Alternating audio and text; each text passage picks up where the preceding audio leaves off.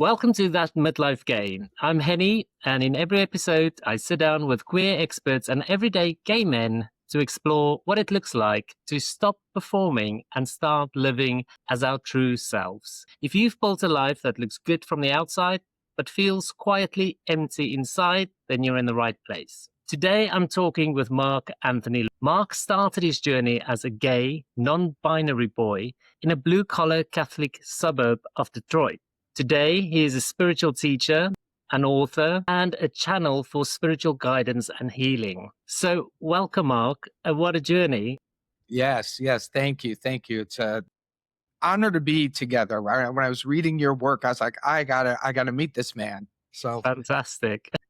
I'm so happy we finally connected and have an opportunity to talk. So yeah, great journey. I'm really interested to hear. Tell us more about what it was like, your experience of growing up as a gay, non-binary child in a blue collar area, and how did you end up where you ended up now? well, sit back and grab a big bowl of popcorn for that one. I'm ready.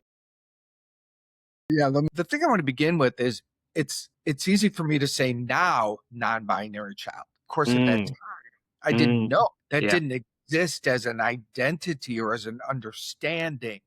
So it was not only was the orientation being gay is hard enough, but for the gay person who is not non-binary or identifies in their orientation as male, they have their challenges, but they can blend a little more. I could not blend. I mean, I felt like a girl on the inside. I was drawn to the feminine things all around me. I had to work and pretend and try to be like a boy, but I mean, I couldn't hit the broadside of a barn with a ball. I couldn't throw a ball. I couldn't catch a ball. I couldn't do all the boy things. I just was not drawn to them. So I say that to say the collapsing of our orientation with our gender for someone like me, I will say, was so hard and so painful. So, bullied, picked on every day of my childhood was fearful. From the moment I opened my eyes, the game of pretending, the Mm, game of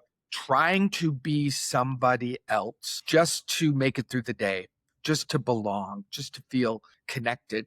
But I'm trying to feel connected and belonging from a fake identity. So it's impossible. yeah. Even if your fake identity checks all the boxes, Mhm, inside there's a whole different world. There's a mm, hiding, there's a yeah. pain, and there's a not being seen, not being recognized. Add to that the religious abuse and the toxicity of the fear-based Catholic religion, and I was sexually abused as a child and sexually abused in the Catholic Church. So it was a really, really rough childhood. I mean, it was just so painful, so isolating. And yet something magical about me got me through. Something found Mm, my way. We're amazing people, us gay and queer men. And I don't know if this is for all queer people. I'll just use the word queer if I may. As queer people, we're brilliant. yeah. We have to learn Yeah. quickly how to fit in, how to belong, how to fake it, how to pretend. So those tools and those tricks got me through. But as I came into my 20s and finished college and moved to Chicago to begin a career, the pretending, that which got me through my childhood, became that which was destroying me, Yeah. So Yeah. You said there that we are strong, and I think the word for me is resilient. If there's anything that I've developed, a skill I've developed, is resilience during those years. But yeah, absolutely true what you say. You adapt in a way and develop coping strategies to help yeah, you get through all of those years. But it yeah. catch up to you, They and catch up. They catch it up. catch And at up. 24, I was a drug and sex addict on a self-destructive path. And I went into a 12-step treatment center up by Montreal, Canada. And that saved my life. It was very, very spiritual, deeply spiritual, not religious. And everything they were doing and teaching was so experiential, and Mm, something was really awakened in me yeah. there. And my counselor said to me, about halfway through my time there, I was leaving her office from a session, and she stopped me and she said, Mark, two things. You need to get a new God, and you need to learn how to forgive, or you will die. Mm, And those words pierced my soul. They turned something on. And from there, my yeah. life ever since has been about the spiritual path, redefining God, becoming free from all the lies, all of the mm, hateful overlays that abuse so many people, just mm, getting rid of all of those and then really exploring the profound practice of forgiveness, which was not easy to explore because most people don't know what it is or how it works. They have just slices of mm. understanding. So it's been quite a journey, but honestly, I wouldn't trade it. I want to touch on that, if I may, because I think growing up queer in a very conservative world, or anywhere really for that matter, we all have very different experiences, but there's a lot of similar touch points. And there's bullying, there's abuse, there's all sorts of things that affects us in our, and anger is a byproduct later on in life. And I think forgiveness is something that we all can sort of get to grips with to help us on our journey. Can you speak more on that and your experience and what you've learned? Yeah, well, it's a big topic. It's a big idea. Mm, But if I can, really sort of try to summarize what happens to us all is that the stories, the fears, the unresolved wounds, those become the overlays through which we see the world. And, we don't even know them as overlays. We just think yeah, this is how the world is. yeah, I'm unsafe. I'm not okay. I don't belong. yeah. These became my stories and my experience, and they became the filters. And Mm, that's what the world looked like. mm, So forgiveness, a real deep spiritual practice, when you commit yourself to it, it will dissolve all of those filters and heal the story that's behind it or bring healing to you to become free from those filters. So mm, now you have the opportunity to look out upon your world, not through the eyes of fear, not through the eyes of trauma, but through the eyes of this present moment goodness of life that mm, is within all of us. mm, And we get to rewrite our story. We get to have a brand new experience about life. It can be safe. It can be abundant. We mm, can draw unto ourselves goodness and relationships that matter and that feed us. I had the experience of really my whole life got turned over and turned around, and it's nothing. mm. Nothing. I look back at that little boy that I was, I'm like, I don't know how I made it to who I am today. I mean, there are some Yeah, real yeah, quantum leaps of magic and miracles yeah, that blessed my path. I yeah. don't take them for granted. I came of age as a gay man in the mid 80s. That's when I Mm, graduated high school and went to college and stuff. And so it was interesting because that was the time of AIDS. mm, So all the shame was yeah, packed. So when you were coming out, the immediate thought was, well, do you have AIDS? Oh my gosh, you're dangerous. mm, So it was so hard. And the culture, the gay culture, was very binary. yeah, I mean, you would read ads in papers, masculine, no feminine. mm, The attack on the feminine was so mm, aggressive mm, in the gay and queer culture. yeah, The word queer yeah, was such an abusive word.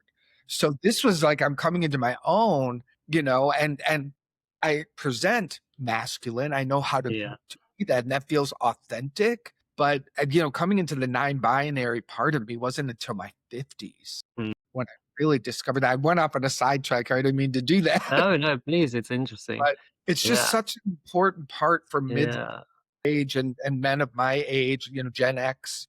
yeah, It's so important to look back at that and go, wow, the yeah, things that we went through and what is true today. I love the word queer. mm, It's hard to find men my age who embrace it. yeah, yeah, It still has a negative connotation. I still find men my age in the gay queer world very binary. mm. And I'm like, oh my God, how is that possible? But same. I find I do still find it's very binary. And you touched on back in the 80s about masculinity within the gay community and no femmes, and it's rearing its ugly head out again. And there's I think on any dating apps, mask for mask and no femmes and no fats, no femmes. And within our community, we can create a lot of hurt, and there's a lack of understanding and empathy within our community. And it's interesting considering what we've been through and what we came through. But for me, coming out at 25. I only came out at 25, and this was in the early 2000s. And I have written an article about that recently. That when I came out, I had so much shame, and I've been in the closet for so long that when I came out, I just really wanted to be accepted and loved still by my family. I didn't want to be rejected by my friends and my family. I still wanted to pass and be okay and acceptable. And Yeah. that meant that I distanced myself from anything too weird or too kinky, drag queens or anybody too feminine or transgender people, because I didn't understand it, but also I didn't want to be associated with it because there was a fear. And you talked about fear earlier. But I always think if we can understand the fear behind the behavior, that's when we start to develop an awareness. And now today, I'm really grateful that I've turned all of that around and I have a deep sense of love and understanding for everybody. But you still see that a lot in our community. And, I get comments on my Substack, I get comments on my Instagram.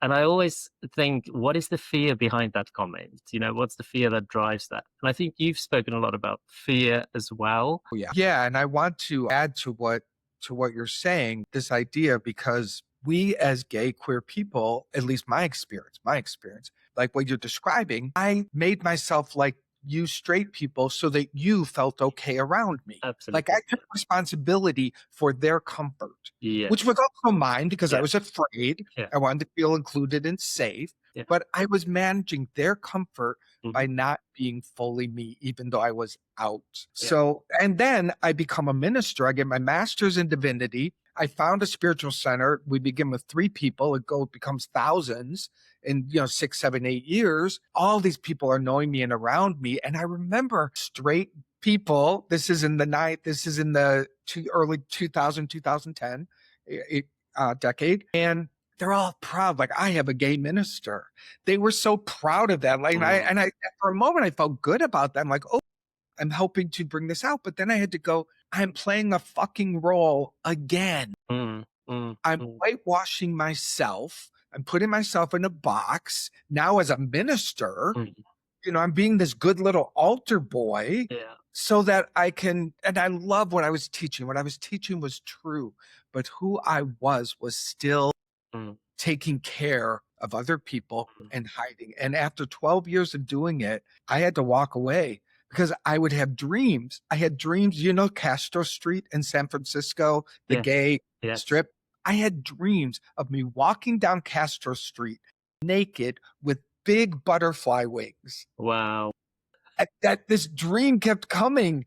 And I was like, what is that? But it was my soul, my spirit calling me home. It's time to be me.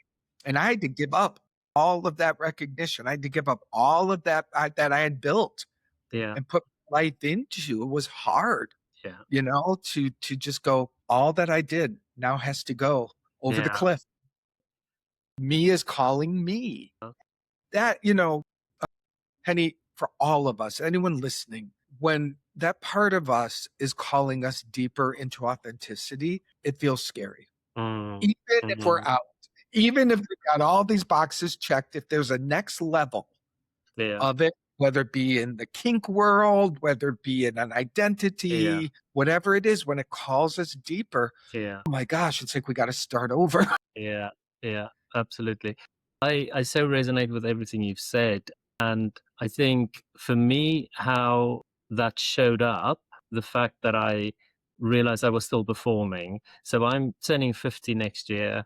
I've come out at 25 and I've been out of the closet now for 25 years. And I'm being very reflective because looking back, the way you can tell you are performing, there's a constant feeling of, I want to say, unhappiness or just, you could call it depression. You could call it like your life looks great from the outside and you tick all the boxes, but there's always this niggling feeling like, is this it? Is this it? Is this it? Is this as good as it gets? And that's the feeling you need to pay attention to. And that's frankly the feeling I started paying attention to and then looked back and read some books. And the thing that I've realized for myself is when I came out after the years of performing, 25 years in the closet of performing, of making sure everybody's happy, when I came out, that didn't change. Yeah, right.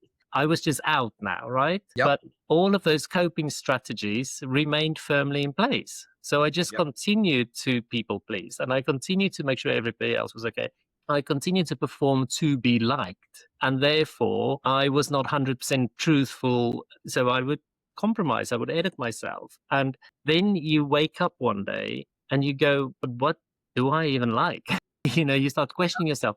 Because I think the Yep. biggest moment for me was also when I realized I think I've turned off my intuition, my gut feeling. Because when you get so accustomed to learn to listen to other people or to read the room or to perform, you don't trust your intuition or you don't listen to it or you need to get back in touch with that. No, no, no. And for me, this is where my spiritual path has been the most healing, the most challenging, Mm, and at times the most lonely, because I really believe the gay and queer world is deeply spiritual.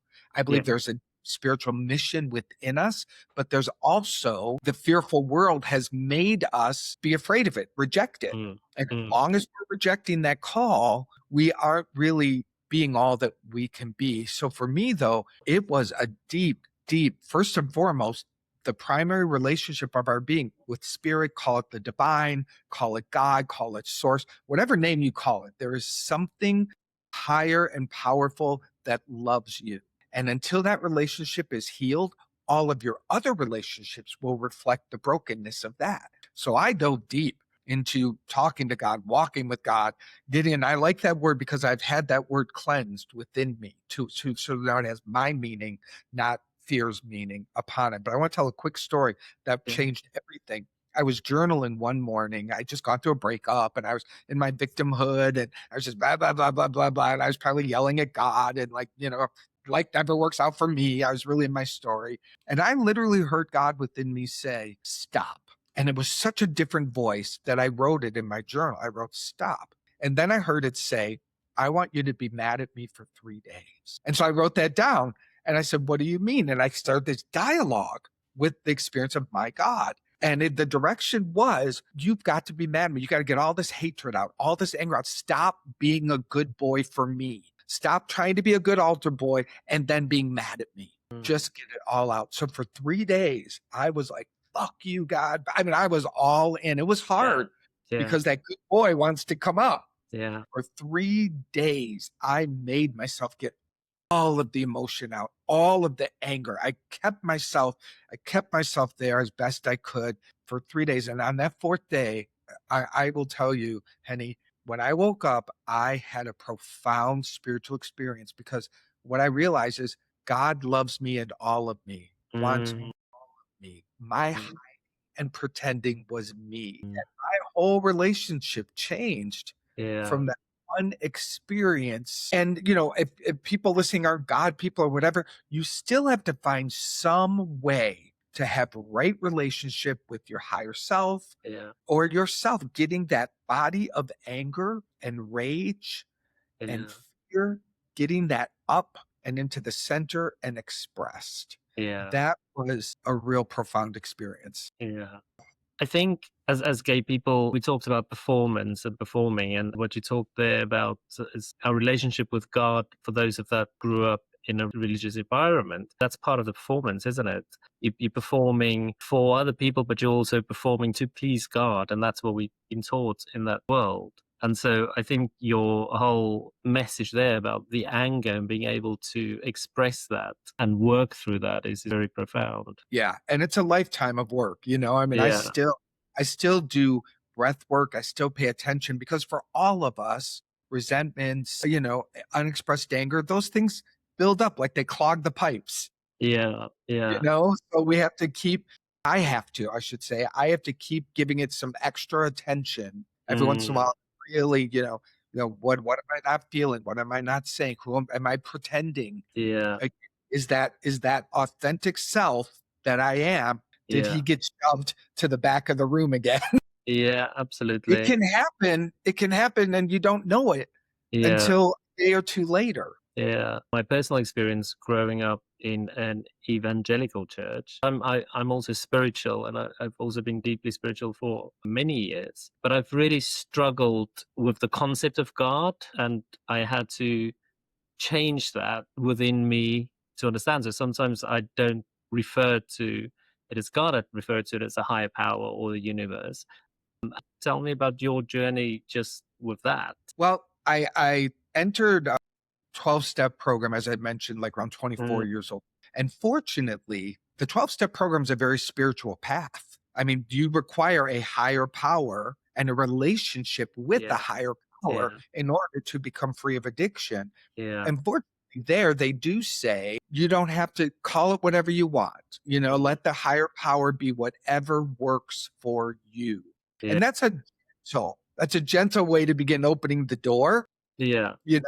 And they even say in the 12 steps, like, call it, make your group, make the group that you show up for, make that your higher power. Give that the Mm, mm, permission to be the higher wisdom that helps you learn how yeah. to live a different life. So there's so much freedom there. So that helped a lot because it opened the door to at least say, there is a higher power that cares about me. Mm, Even that took a lot of time to understand and accept because mm, I thought, God was sending me to hell. I thought I had yeah, the front row seat on the yeah, bus. yeah, So I thought I was hated yeah, and I was the rejected one, yeah, and I wrote that one. So that was a lot of, getting all of that out of me. So yeah, I really credit the 12-step program for helping that happen over time. yeah. And I started in my studies, my spiritual studies. And I was in a very, it wasn't a gay queer studies. It was a eclectic group of people, and they all were shying away from the word God. There Mm, were all these wounded people walking trying to find different words to mm, use. mm. Okay, that's really good. That's great. So here were people that also, and that surprised me. I'm like, oh, I thought you had to be gay in order to feel rejected from God. Everybody is suffering from that. Strangely, Yeah, that was helpful. Uh, yeah. then I got to a point, and this is one of those like on my knees moments where I'm in my own connection with spirit, where it was like, if I don't heal that word, I'm running from that word. Mm, And if I'm running from that word, other word I use is still going to have the energy of fear, yeah, yeah, separation. yeah. So you can throw a word, just like you said earlier, like, you can leave that religion, but Mm, those patterns remain inside you. yeah, yeah, You yeah. can throw the word out, but don't kid yourself. Mm, mm, If you've got hatred and fear and mm, unresolved energy, mm, mm. that's still here. Yeah. For some reason I was guided, and at this point I was actually began being able to hear and channel divine guidance. I call it the voice of the Holy Spirit now. It's a collective energy that I hear as clear as a bell, as clear as I hear you now when I tap into it. So I had a very specific individualized healing program Mm, that I was receiving, which I'm so grateful for. And then at one point it was like, you have to heal this word, you can't run from it. mm. People who are trying to teach about it but aren't healed about it are causing harm. That's Right. a big idea, but there's a lot of ministers out there. It's easy for you to understand. I'm sure there's a lot of ministers out there who are causing a lot of harm. Yeah, yeah, And that's the last thing I want to be. yeah, absolutely. And I think, there's a lot of pain in our community. There's a lot of addiction in our community.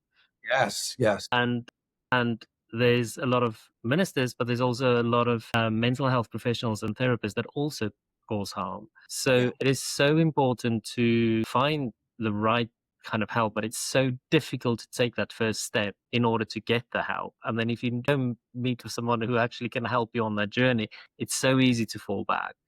Yeah. So Yeah. I mean, can you speak on because obviously you were 24, which if I think when I was 24, I came out at 25. My coming out was clubbing, recreational drugs, alcohol, having fun as much as I possibly could, Yeah. and it wasn't healthy. It was fun. It was fun, but I wasn't healing any of the things that I brought with me into this life. And I wouldn't even have thought to get help at that stage. Can you speak on addiction in our community, and for anybody listening that feels overwhelmed or trapped, kind of like the first steps into. Yeah. All my love and all my heart goes out to people.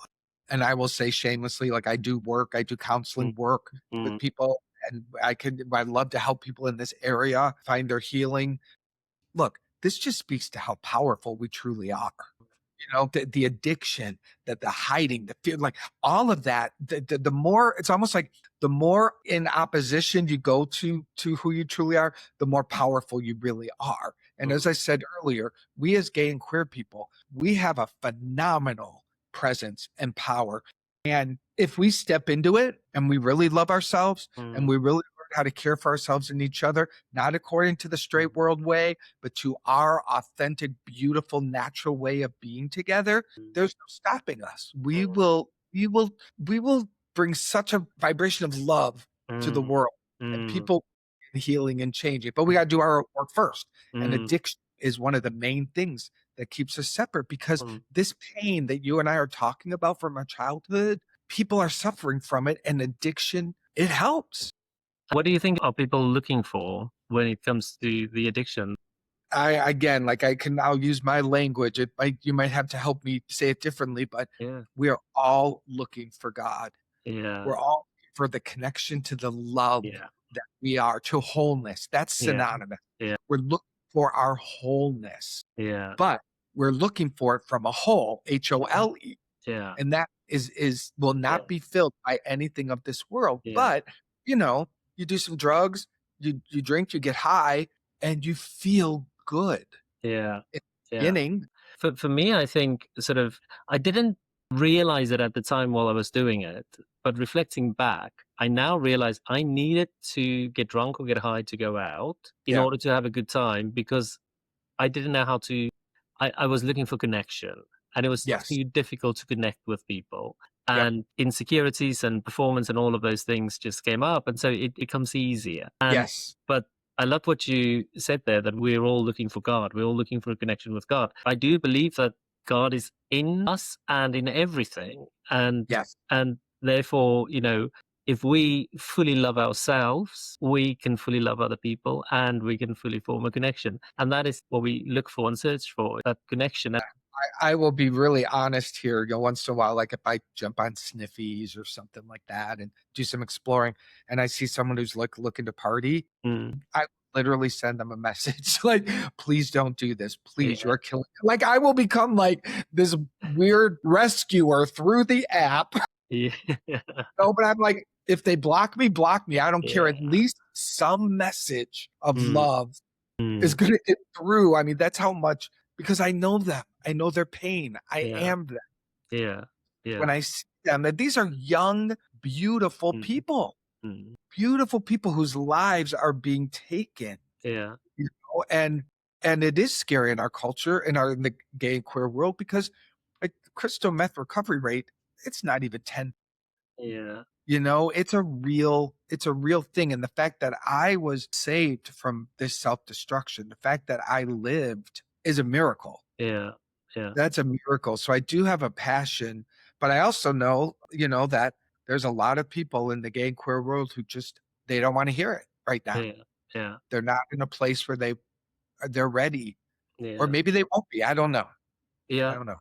And there's so many subcultures. You're either a bear or you're a jock or Yeah. I personally felt like I never knew where I fitted in. When I came out, I wasn't a jock, I wasn't a twink, I didn't know what I was. I feel like there's so much judgment. You see the most beautiful men and they're insecure, they're deeply insecure, because they'll put one person down and then they get put down by another person. And it's just this vicious cycle of us trying to impress and trying to perform, to feel better, to feel loved, to feel accepted. All of those things we've been searching for as little young gay boys, we are still doing now. And that's what I said when I came out. Nobody take your hand and say, this is how you heal from that shame and now you can become a healthy gay man in the world.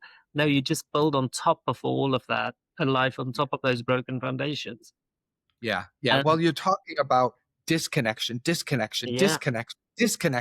layers upon layers. And, like we have been conditioned to objectify. Yeah. And, like into a bicep, or I'm into this size, or I'm into this shape. Like it literally, the person becomes an object. Yeah. And whenever we objectify someone else, we are objectifying ourselves. It is a two-way street. And so it is lonely and it is painful, but breaking that cycle, that's That's hard. I think how we start breaking these cycles is by having these kind of conversations. Yeah. And I think more men needs to have these conversations, and more of us need to be honest about our struggles, because I'm not perfect, but I'm interested because your experience coming out in the mid 80s, a few years ahead of me, I didn't experience when I first came out.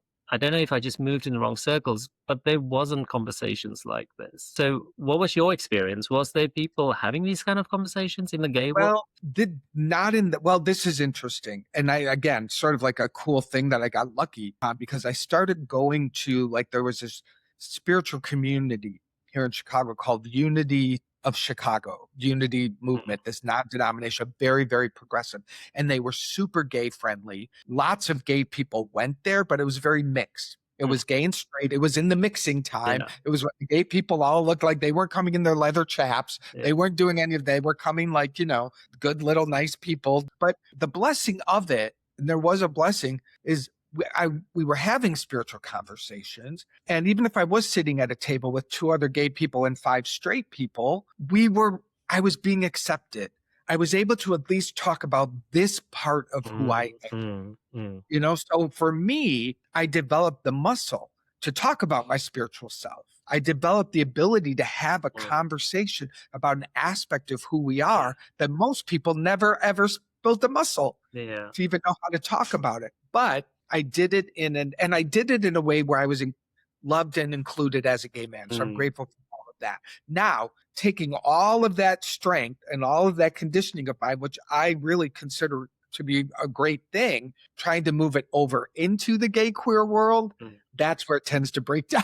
Like I still find myself mostly having the deeper spiritual conversation with, I hate to say it, but like straight people or inclusive people that their focus in their life first and foremost. Yeah. Does that make sense? Yeah, no, it makes sense. And I think it's similar when I went on my spiritual journey. It was a lot of older white straight ladies that I connected with. They love us. They love us. Exactly, exploring stuff like Reiki and EFT tapping and all of those things. But it was always me and a bunch of ladies. And I have been searching. I'll be honest. I've been searching for my tribe. I've been searching for like-minded men that are interested in these things. Connected with a few straight men that goes on mindfulness camps, and I know there's groups, but I haven't yet found a group in the UK. And the thing that just pops into my mind is, like, if it doesn't exist, we need to create it, right? And I will join you in that mission, my new friend. Wonderful. I think the one thing that I do come up against that there's a lot of is combined with spirituality and sexuality. So body work and naked yoga and those kind of things. And I don't have anything against it. I don't think there's anything wrong with it. I think it's great, because some men need to connect with their sexuality and find a spiritual way of connecting with other men. So it definitely has its place. I feel like it's almost oversaturated. There's so many offerings, but there isn't many offerings that doesn't combine with that body work element. And let me tell you, when I left my spiritual community and just sort of stepped out into my world, I never did walk naked down Castro Street, but I did. I went to Tantra workshops. I went to Body Electric. I explored awake that sexual power. And I went to Spain and did a week of BDSM and spiritual practice. I really explored shamanism and sacred prostitution. And I'm not blessings on those people. That's not me, but I was so willing, and I needed to go into the sexual healing component of it, but I never found me there. I found a piece of me, but I'm not really a Tantra guy morning, noon, and night, and I found a piece of me in the fetish world, but it's not for me. No, and I do think it's important to explore those areas, because sexuality is such a big part of our identity, and so that is really good. But I think there's also space for spirituality and mental health awareness, where we can be with each other on a heart space level and find connection in a way that's perhaps not in a physical way. And Well, don't get me wrong, I don't want anybody to misinterpret. I think there's space for both, and both are equally important. I'm yeah, not but I saying think one I is lacking. I think we have to also be bold. I'm willing to be courageous and bold here and say, I think the gay queer community is Hmm. hypersexualized. It's so sexualized that it's like, for God's sake, I wasn't there at this time, but I remember seeing movies about when the AIDS crisis was big. And in San Francisco, they're like, look, we got to close these bathhouses down. And men had tantrums. Mm, They were like, no way will you. And I understand it was like their one place of freedom mm, mm, that they had, but it's so exaggerated. It's so all pervasive mm, that I think there's a cost mm, in us. And how will we right size that? How mm, will we find the way to honor it, mm. to include it, but also give it its right seat at the table, not the whole table? Absolutely. That's a very good point. Yeah. And I think because it's about a healthy balance, isn't it? And I think what I want to add here is the thing we need to prioritize is our higher self, the truest version of ourselves. Isn't that what we're striving for? For Yeah. me, if I can describe what I'm trying to achieve is not to become something, but to come home to who I've always been before all of the layering and before all of the masking and before all of the performance, just to get back to that truest, most authentic version of myself. Yeah. And that's my priority. Everything else, the sexuality, the interests, the hobbies, the things that brings me joy, is all parts of me that all adds to who I am as a complete being. But it's getting to that core of you first. That's Yeah. anyway what I think. Yeah. And then I can see, I felt it in myself, but I really see it in the gay queer world. There's a panic Mm, when you have them say, well, let's look at the sex part of us. And is it on overdrive? Is it bringing you to your true self? There's a fighting, there's a mm, fear. And to me, that fear says, okay, there is something here, yeah. is something to be healed or something to be revealed or something. I never want to deny myself my sexual expression, Mm, fetish in German. I never want to deny myself that ever again because I was so repressed. yeah. Yeah. But I have experienced it consuming my time and my Mhm. energy in ways that I was like, I don't feel like I'm in my life, Yeah, yeah, yeah, And that's just being honest for me. Maybe someone has a different yeah, experience, yeah. but I do think it's a common experience. If people really, if gay and queer people are really honest, Mm, I could all sort of look and say, what's healthy and what's too yeah. much. And That's again, all. I think I always like to remind myself everybody's on their path and on their journey. And Yes. life will meet you where you are at, and Yeah. the right people will come into your life, and the right conversations will meet you when you are ready to have them or to hear them. And Yeah. I love to accept and not judge anyone on, because I know, certainly, reflecting back on my journey as well. And so I think, when we're ready, the right people will come into our lives. So beautifully said. You said that perfectly. Thank Thank you. you. Thank you. So tell me, I want to hear a bit more about your experience coming to terms with a non-binary element. When did that happen? Yeah, thank you for asking that. I had just turned 50, so 10 years ago, and I was doing this. I wanted to create this global pride summit, a spiritual gathering for gay and queer LGBTQ people. Didn't take off. I tried with all my might, but it just didn't happen. I didn't produce it correctly for sure. But I interviewed different people. And one of the people I got to interview for it was Chaz Bono. And yeah, shares Yeah. transgender son, and went to his house. We brought a film crew in there. It was like I read his book before and I was very moved by it. And so I was talking with him around the transgender idea. And he said, I don't know how I never heard this before, but he said gender's on a spectrum, Mm. like orientation. And for some reason, I was like, and he talked about non-binary and being the both and in the middle. And I swear to God, while I'm interviewing, I'm like having this like, this is me. This is me. God. It was literally having someone reflect back to me a part of me I didn't have words for, Yeah. And Yeah. so that was amazing. And then a few years later, I was doing a plant medicine journey. I was doing a psilocybin journey with the shaman, Mm. with a spiritual guy, and I went to his place, a very spiritual environment, and you drink the medicine. And so I'm on the journey, and it's about 6 to 8 hours of being on this medicine journey. And I feel this feminine energy. And so I say to the guy, I go, there's this feminine energy here in the room. And he's like, well, ask it who it is. And it was me. It was like a 4-year-old me, this little girl. And he said, what's her name? Not even thinking, I go, what's her name? Abigail. Her name's Abigail. I don't know where that comes from. And so he says, welcome Abigail home. And I said, I don't know how to do that. I put her away Mm. years ago, like I didn't understand. And he said to me, I remember every word of this. He said, let the medicine do it. Mm. I said, and suddenly I laid back on this thing I was laying on. And this is very specific, but I'm going to tell you the full details. This energy came up like through my anus into my body, and I had an explosive female orgasm. Wow. My body was waves and waves and waves of this phenomenal ecstasy. And I was like, oh my God, I've never had an ejaculation like what this. I knew in the midst of it, this was this phenomenal homecoming of this aspect of who I am in this integrating, beautiful sexual power. Yeah. Yeah. And so that was amazing. And then a little bit later, I'm feeling this strong thing, and the shaman starts drumming, and I feel my masculine power. That came home to me. So it was a phenomenal journey where both aspects of me, powerful masculine, the beautiful orgasmic, beautiful feminine, both came together within me. Yeah. And they just joined like this. Yeah. And I'm telling you, it That was is- stunning.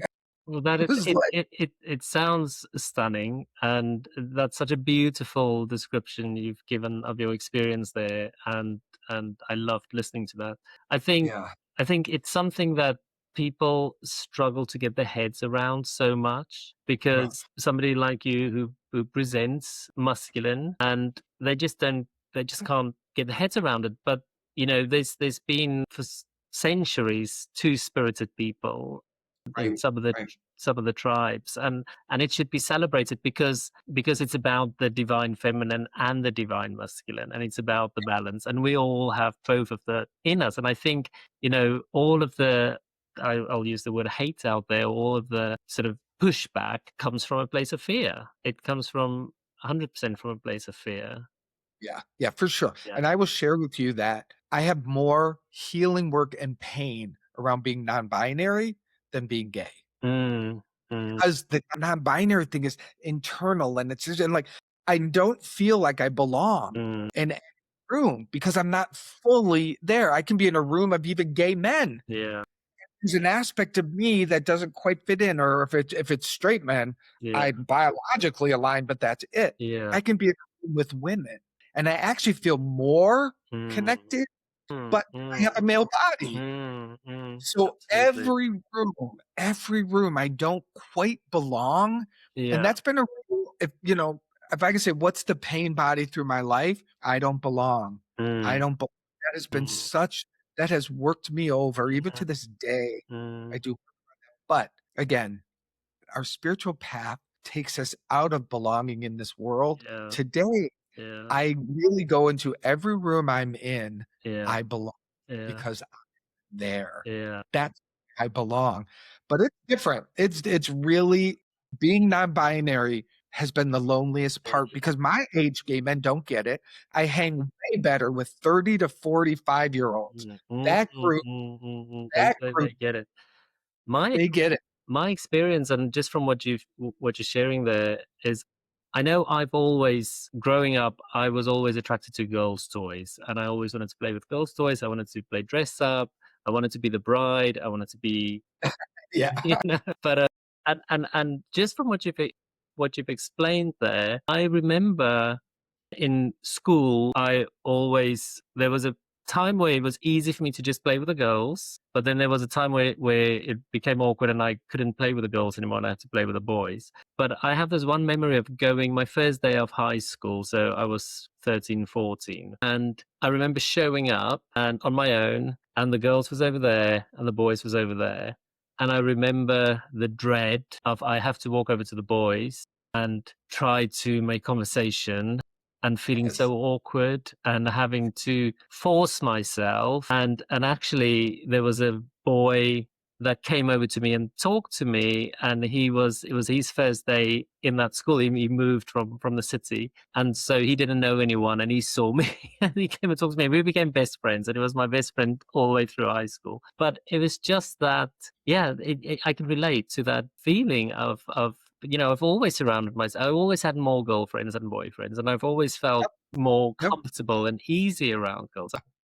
I yeah, I love to bring, to bring this to a close on a positive note, because we're looking at all of that. Like, I swear to you, this is the miracle. I Mm, love who I am. I mm, love who I am. mm, I am perfectly made yeah, this lifetime.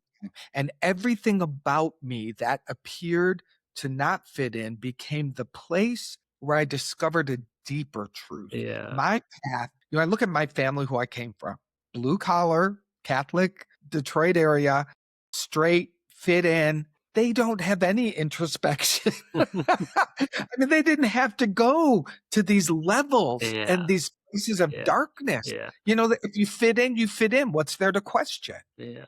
But I had this whole other Mm, deep, deep journey, and it's really perfect. Being gay, being queer, whatever you name yourself. I really believe before we incarnate, our soul chooses a lifetime that's going to bring out, through the challenges mm, sometimes, the absolute best in us. And when you mm, show up for that, yeah. I don't know.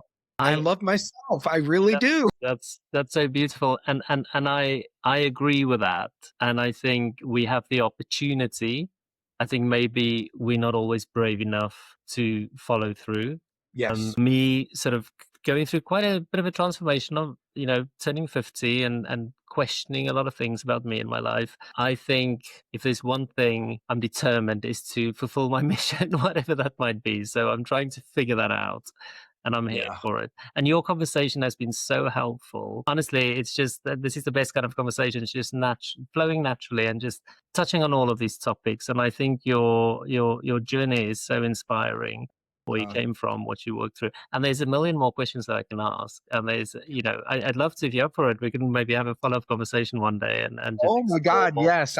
It's mutual. It's Yeah, mutual. I'm like, yes, I want to hang out with you more. thank you. I'm gonna come visit you in London and have a Yes, place yes, gay. absolutely.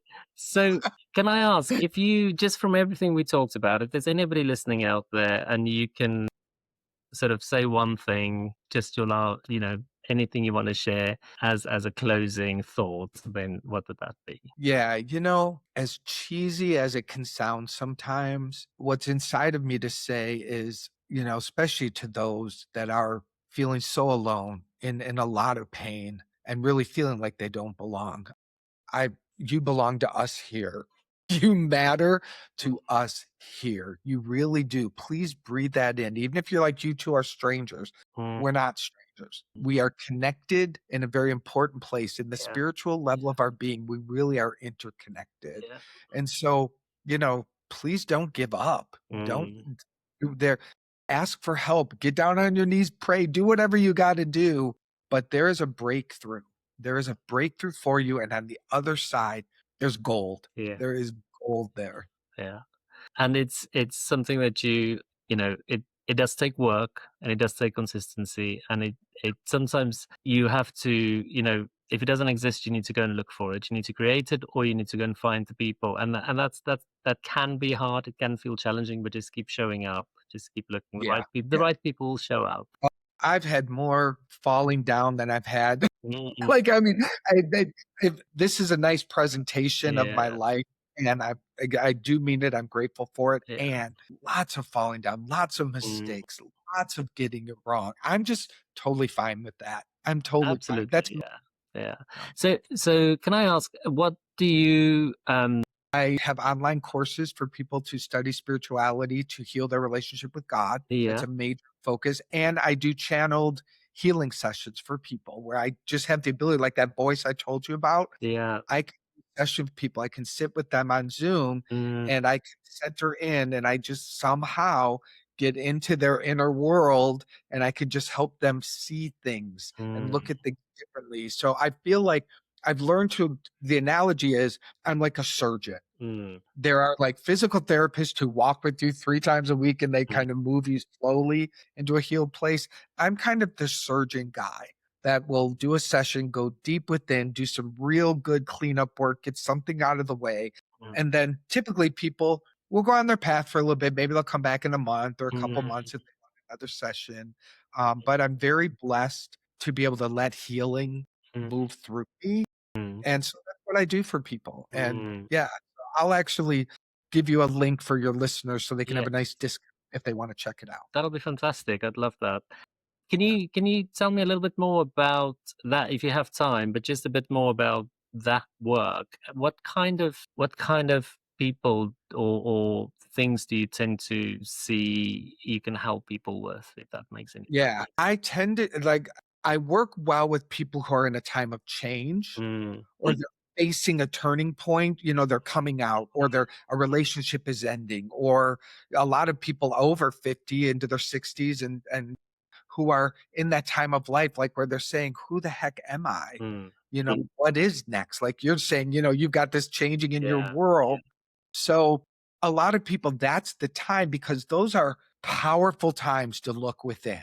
yeah, When you're in a time of change, it's the best time to shine the light in and go, ooh, let's get that big rock out of the way. You don't want to bring that forward yeah, into your next expression yeah. of yourself. And it's things like agreements that came from our families, Mm, agreements to play small, mm, agreements to not tell your truth. I can see very often in people like I know I can see when someone was sexually abused as a child. mm, Like I can just feel that, know that, and I always check it out, but it's typically always correct. mm, And so the healing will be helping them become even more reframed around that, to let some more forgiveness and some healing happen so that's not haunting them. yeah, The agreements with our parents, the agreements with how your parents love and don't love exist in us and how we do relationship. yeah, And so that all gets to be reprogrammed yeah, and you get to find yourself a choice. yeah, yeah, Yeah. So it's about 60 to 90 minutes yeah.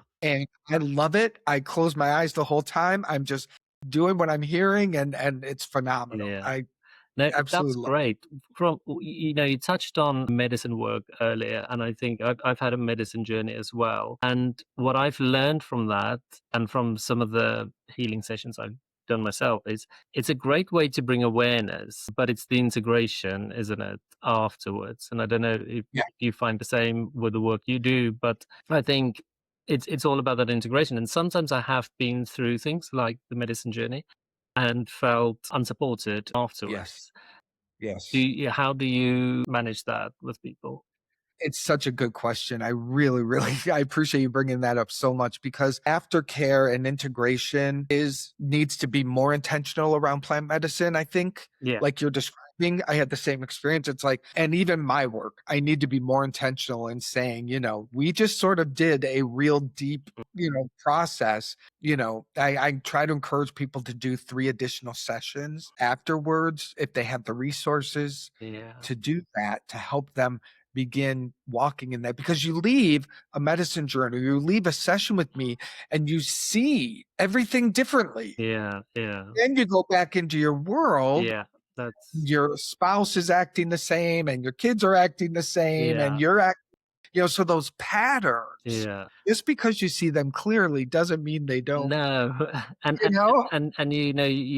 you do the meditation and you keep up for 2 weeks, and then the old triggers and the old patterns come back, and it's easy to slip back. I think the work you do is so important and so needed, and I'm gonna sign up for a session myself. But I think maybe just in general in our community, we talked about sort of these kind of conversations is maybe what's gonna help us heal as a community as well.